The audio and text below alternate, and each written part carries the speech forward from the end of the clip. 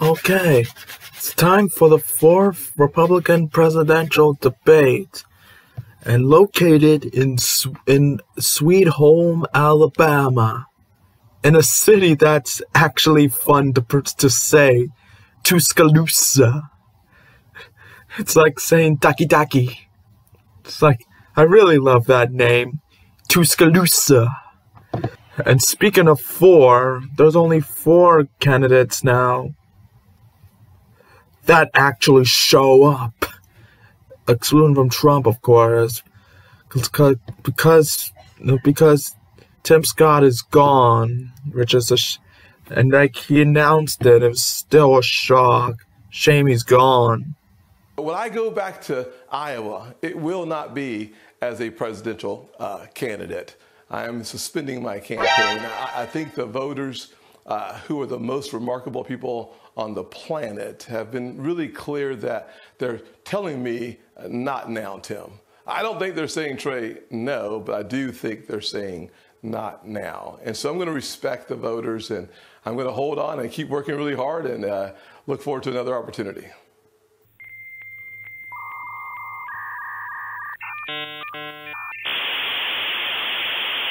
You are suspending your presidential campaign. You have plenty of money. You have the highest approval numbers of any candidate that is running, and you're a couple of states away from coming to a state where you are beloved, and you are suspending your presidential campaign.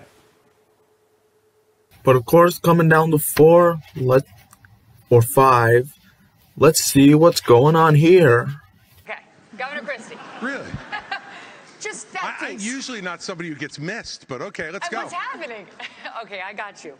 Sums up candidates who barely get much attention. I look at my watch now. We're 17 minutes into this debate, and except for your little speech in the beginning, we've had these three acting as if the race is between the four of us. The fifth guy, who doesn't have the guts to show up and stand here, he's the one who, as you just put it, is way ahead in the polls. And yet, I've got these three guys who are all seemingly to compete with, Voldemort, he who shall not be named. They don't want to talk about it. I mean, if Trump goes bald, you are 100% right. You're close. It is just the boldness that is missing. Also, it's not these three guys. It's two guys and one girl. Get it right. What happened to Israel was dead wrong. What Hamas did was medieval. It was subhuman. It was immoral. And we have to call that out for what it is on October 7th. But to say that that was an attack on America fails a basic test. I mean, Nick, if you can't tell the difference between where Israel is and the U.S. is on a map, I can have my 3-year-old son show you the difference. Oh, he's just said his son is smarter than Nikki Haley. Let me just say something here. His reasonable peace deal in Ukraine, he made it clear. Give them all the land they've already stolen. Promise Putin you'll never put Ukraine in Russia, and then trust Putin not to have a relationship with China. Let me tell you something. That's no reasonable. That's not my deal. That's not my deal. Yes, it's exactly what you said. You do this at every debate. I'll tell you exactly what it is. Don't interrupt me. I didn't interrupt you. Okay? You say this. You do this. You do this at every debate. You go out on the stump and you say something. All of us see it on video. We confront you on the debate stage. You say you didn't say it, and then you back away. And I want to say what exactly what I said, Chris. I'm not done yet. Well, this now is look. This is nonsense. This man is spewing. This man is spewing nonsense. Let me tell you something. This is the fourth debate. The fourth debate that you would be voted in the first 20 minutes as the most obnoxious blowhard in America. So shut up for a little while. I'm going to respond to that. Your version of we're going to let you respond to that. We're going to let you respond to that. I'll take that. Finish. I want to say something else. We're now 25 minutes into this debate, and he has insulted Nikki Haley's basic intelligence, not her positions, her basic intelligence. She doesn't know regions. She wouldn't be able to find something on a map that his 3-year-old could find. Look, if you want to disagree on issues, that's fine. And Nikki and I disagree on some issues. But I'll tell you this, I've known her for 12 years, which is longer than he's even started to vote in a Republican primary.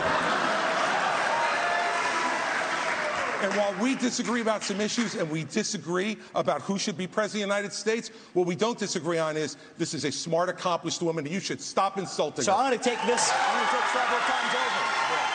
So first of all, I think we just learned something from Chris Christie. We learned three things. We learned three things right there. First of all, Chris Christie also doesn't know what provinces in eastern Ukraine he actually wants us to fight for.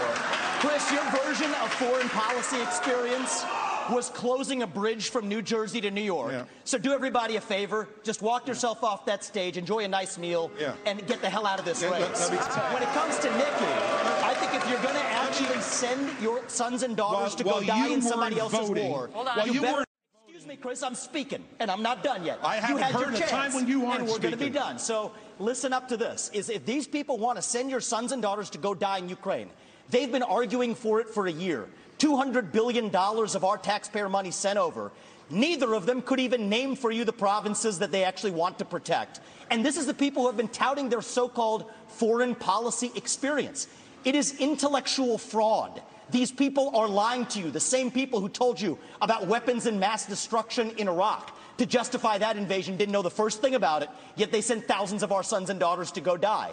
The same people who told you the same in Afghanistan, where the Taliban is still in charge 20 years later. $7 trillion of our national debt due to these toxic neocons. You can put lipstick on a Dick Cheney, it is still a fascist neocon. Thank and you, you got to Mr. see that Ramaswamy. today. Thank you, Mr. It's Dick Ramaswamy. Cheney all over again in this party. Thank you, Mr. Ramaswamy. 15 seconds. Name the provinces. Neither of you could even name the first thing about Eastern Thank you. Luhansk and Crimea. Think about that. Let me just... It's actually, Crimea is the wrong answer. All right. The floor is Christie's. All right. Let me just say this. You know, this is the kind of thing where he talks about experience. You know, I was the U.S. attorney in New Jersey when the terrorist attacks were launched against the United States in 2001. I brought the first two cases in this country against terrorists who tried to attack us again. And I know about the threat of terrorism and bullying in this country and around the world. And at that time, he was learning about the provinces in Ukraine, sitting with his smart-ass mouth at Harvard. That's what was going on. And so the fact of the matter is, and back then he was a Democrat. So you know the fact is that all he knows how to do. Well, you're busy hugging Barack Obama, getting him elected. Thank you. All he knows how to do is insult good people who have committed their lives to public service and not say anything that moves the ball down the field for the United States. Wow, Chris Christie. Wow, this has got to be the most intense moment about all these debates there. It's like he just lost his mind and it's becoming violent now. Now that's a debate. Like, I mean, imagine if Trump was there, it would be even more chaotic. And I know you guys are watching this and saying, dude, you're doing it wrong. You're not eating popcorn. You're supposed to eat popcorn. Well, I don't have any popcorn. Fudge is all I can deal with there. So deal with it. You dicks. So I have a record of standing up and do what's right, and here's the thing. You have a record of lying. She's trying to say things like that. Even the liberal media groups that usually if I say the sky is blue, they'll fact check me and say that's wrong. I mean, you don't need to fact check that. All you gotta do is go outside and look up. It's so easy. Asked last night in Iowa whether he would be a dictator if he wins a second term in office, Donald Trump quipped, no, quote, except for day one, promising to seal the southern border. He has also pledged to begin the largest deportation operation in American history, saying that migrants are, quote, poisoning the blood of our country. He has pledged to round up and expel an estimated 11 million undocumented immigrants in the United States. What do you make of that plan? I think it's completely predictable. I mean, look, he's made it very clear. There's no mystery to what he wants to do. He started off his campaign by saying, I am your retribution. 8 years ago, he said, I am your voice. This is an angry, bitter man who now wants to be back as president because he wants to exact retribution on anyone who has disagreed with him, anyone who has tried to hold him to account for his own conduct. And every one of these policies that he's talking about are about pursuing a plan of retribution. And yet, at the first debate, my three colleagues on this stage, when asked if he would be convicted of federal felonies, would they still support him, raised their hand, looked into the camera, and let everybody know that they would still support him even if convicted of federal felonies. Federal felonies, by the way. Federal felonies which involve our election process, federal felonies which involve the most sensitive of our governmental secrets, federal felonies where he instructed others to commit crimes, folks who are now agreeing to go to jail because of what they did in his name. So do I think he was kidding when he said he was a dictator? All you have to do is look at the history. And that's why failing to speak out against him, making excuses for him, pretending that somehow he's a victim, empowers him. You want to know why those poll numbers are where they are? Because folks like these three guys on the stage make it seem like his conduct is acceptable. Let me make it clear. His conduct is unacceptable. He's unfit. And be careful of what you're going to get. If you ever got another Donald Trump term, he's letting you know, I am your retribution. He will only be, Elizabeth, he will only be his own retribution. He doesn't care for the American people. It's Donald Trump first. Thank you, Governor Christie. Exactly. He doesn't care about anyone but himself. Having him president again will be a mistake. Like, the fact he is winning in the polls despite doing absolutely nothing makes no sense. Ron gets asked a question and he doesn't answer it. Your question was very specific. You said, would you send American troops as commander-in-chief? And he went on to this minute and 30-second hosanna about his knowledge of the military and what we need to do, and didn't answer your question. Look, I mean, he sums up every election. No one answers the question. Even a yes or no question, they make a song and dance about it. You seem to be saying Donald Trump is no longer mentally fit to be president. Is that what you think? Look, he is showing, Father Time is undefeated. The idea that we're going to put someone up there that's almost 80 and there's going to be no effects from that, we all know that that's not true. And so we have an opportunity to do a next generation of leaders and really be able to move this country forward. We also need a president that can serve 2 terms. I don't think Donald Trump, I think he's going to have, I don't think he'd be able to get elected. The Democrats want him to be the nominee. We see that. They are going to turn the screws the minute, if he got the nomination, but do you think he's mentally fit to be president? I think we need to have somebody younger. I think when you get up to 80, I don't think it's a job for that. But let me just respond to some of the things there. Look, the media is making a big deal about what he said about some of these comments. I would just remind people that is not how he governed. He didn't even fire Dr. Fauci. He didn't fire Christopher Wray. He didn't clean up the swamp. He said he was going to drain it. He did not drain it. He said he was going to build the wall and have Mexico pay for it. We don't have the wall. He did say in 2016 he'd have the largest deportation program in history. He deported less than Barack Obama did when Barack Obama was president. So some of these policies he ran on in 16, I was cheering him on then, but he didn't deliver it. Here's what I can promise people. 100% of the things I promised as governor, I delivered on those promises. I beat the left time and time again, and that's what I'll do for you as president. We got to start winning again as a party. Yes, win the election, but we've got to start getting these issues. I will go in and wreak havoc on this bureaucracy. You will see people fired, and we are going to bring a reckoning for how this government handled COVID-19. Here's what irritates now, Chris, you've had your chance to wax eloquent on Donald Trump. You've been doing it all this whole race. Why doesn't he just answer the question? The question was very direct. Is he fit to be president or isn't he? The rest of the speech is interesting, but completely non-responsive. And if we were in a courtroom, they'd strike the answer and say, Governor DeSantis. No, they wouldn't. They would say that you're a smart man. No, they would. No, they wouldn't. They would Chris. strike the answer because you're not answering it. Is he fit? You have your thing. Is he fit or isn't he? No, I don't have my thing. We don't. He's the thing. Is he fit or isn't he? You're talking about him being 80 years old. It doesn't mean that somebody couldn't get elected. That's up to the people to decide. Ron, is he fit or isn't he? Ron, I think we have an opportunity to do somebody who is in the primary their right. life. Yes. We don't have to No worry talking about all this stuff with confidence. We can get it done, and we'll do it. I'm going to come to you. Finish. Look, Father Time is undefeated. I don't know how he would score on a test, but I know this. We have an opportunity to nominate someone and elect someone for 2 terms who's going to be spitting nails on day 1 and for 8 years so deliver you think he's big fit. results. We should think. not nominate somebody who's almost 80 years old. Okay. He's afraid to answer. No, I'm not. You have to either you're afraid or you're not listening. No, it's not. There's a simple question. Is he fit? Hey, nobody can hear this. No one can hear you. They can't hear you. You finish, and then you get it back. All right. Look, I'm a simple guy. Okay, I hear the question and I answer it. Is he fit or isn't he? I'll concede you're fit, Ron. You're a new generation. You're 44 years old. I wish I was still 44 years old. Okay? 45. So, well, congratulations. I'd still take 45. Is he fit or isn't he? And this is the problem with my 3 colleagues.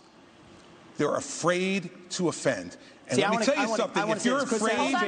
If you're afraid to offend Donald Trump, then what are you going to do when you sit across from President Xi, you sit across from the Ayatollah, you sit across from Putin?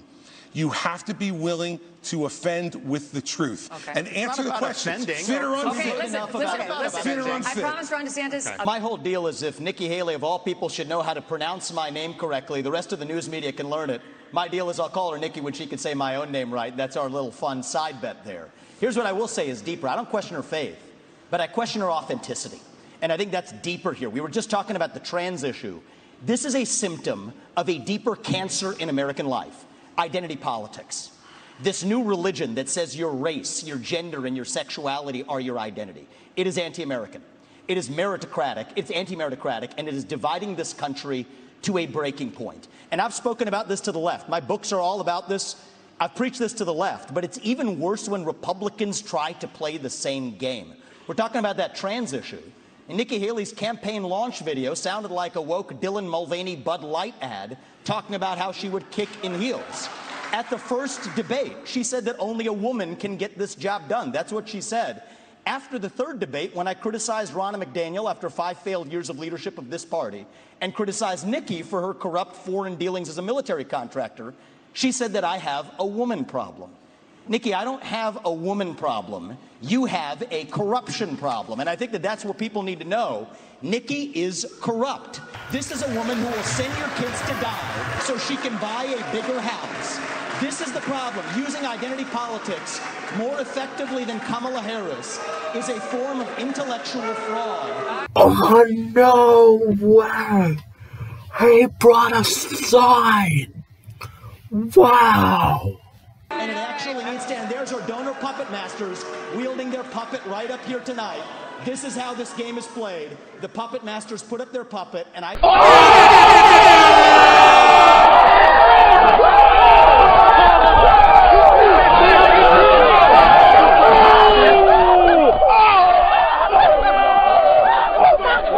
20 years ago, Florida and elections was a joke. Everybody would laugh at it. I came in, I removed a couple supervisors from South Florida. We require voter ID universal, no Zuckerbucks, no mass mail balloting, and no ballot harvesting.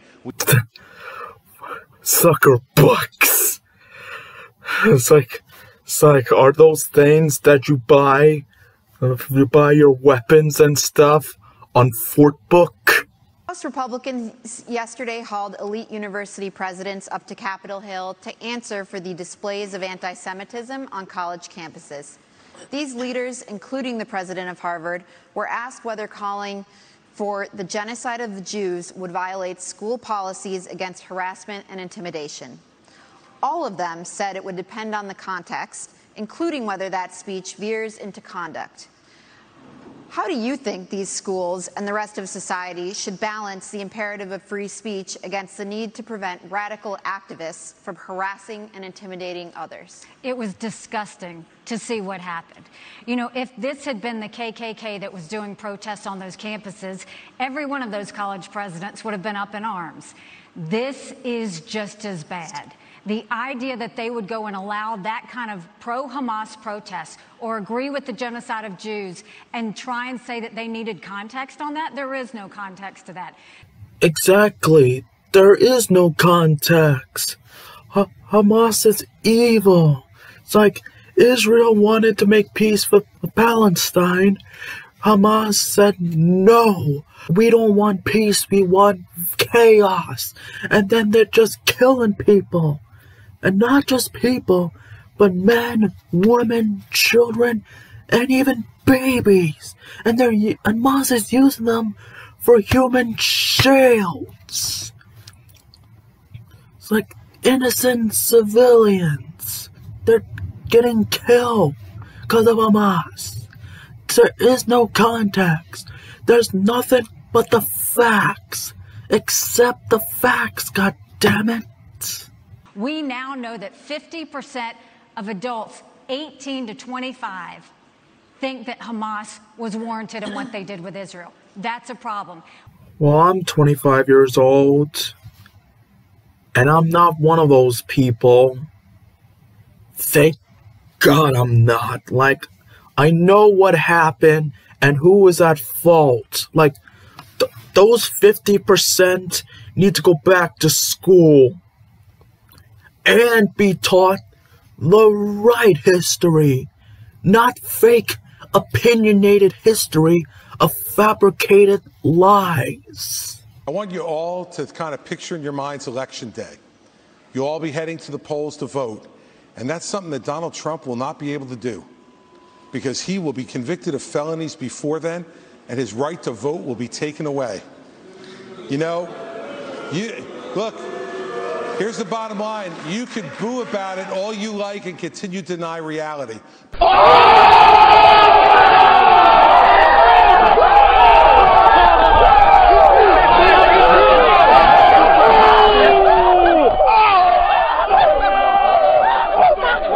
Wow, an interesting debate. By far the most dramatic one this year. I mean, Chris Christie, he was so pissed. It is clear that he doesn't want to leave and he's not done. But that is the last one of the year. But I can't wait for the caucuses next year. Now, will Trump even show up for the caucuses? Only time will tell. But what's going to happen next year is going to be interesting. Let's see what happens. Candidates will have 90 seconds to answer questions, 60 seconds to give a rebuttal at the moderator's discretion. You will all see the timing lights that will indicate when time is up and it's time to stop talking. Tell you something. That's no That's reasonable. not my deal. That's not my deal, yes, Chris. it's exactly what you I'll said. describe You my do deal this to at every debate. I'll tell you exactly what don't interrupt me. I didn't interrupt you. Okay? You say them this. about how you want to send our kids to die. You Go do for this it. at every debate. You go out on the stump and you say something. All of us see it on video. We confront you on the debate stage. You say you didn't say it, and then you back away. And I want to say what? Exactly what I said, Chris. I'm not done yet. Well, this now is look. This is and nonsense. This man is spewing. This man is spewing nonsense. Let me tell you something. This is the fourth debate that you would be voted in the first 20 minutes as the most obnoxious blowhard in America. So shut up for a little while. I'm going to respond to that. Chris, your version of... We're going to let you respond to that. We're going to let you respond to that. I'll take that. Chris, your version of foreign policy experience was closing a bridge from New Jersey to New York. Yeah. So do everybody a favor, just walk yourself off that stage, enjoy a nice meal, and get the hell out of this race. When it comes to Nikki, I think if you're going to actually send your sons and daughters to go die in somebody else's war, you better, excuse me, Chris, I'm speaking, and I'm not done yet. I haven't heard the time when you aren't and we're going to be done. So name the provinces. Neither of you could even name the first thing about Eastern countries. Luhansk and Crimea. Think about that. Let me just... It's actually Crimea is the wrong answer. All right. The floor is Christie's. All right. I mean, if we were in a courtroom, they'd strike the answer and say, Governor DeSantis. No, they you're would. A smart, They would say that you're a smart they would man. argue that no, they would. No, they wouldn't. They would Chris. strike the answer no, they wouldn't. because you're not answering you it. Is he don't fit? Like, you is have he your, fit? you have no. your thing. Is he you fit have or your isn't he? thing. No, I don't have my thing. We don't. He's the thing. Is we he do fit not or want isn't to he? do You're talking about him being 80 years old. It doesn't mean that somebody is he couldn't fit? get elected. That's Ron, up to the people to Governor decide. DeSantis, let But him- I let think him we have finish. an opportunity Or to isn't do he? somebody Governor who's in. DeSantis, Too let far. him finish. Ron, is I he think we have an opportunity to do guys, somebody who no is in the talking prime over of their each other. life. Yes. We don't have to No worry talking over about all this stuff with Ron, president. We can get it Governor done. Christie, stop. We'll do it. I'm going to come to you. He's afraid to answer. No, I'm not. You have to either you're afraid or you're not listening. No, it's not. There's a simple you don't question. want to hear the Is he answer. fit? Governor DeSantis. Is he fit? Hey, nobody can hear this. I get No one can that. hear you. They can't hear you. Donald!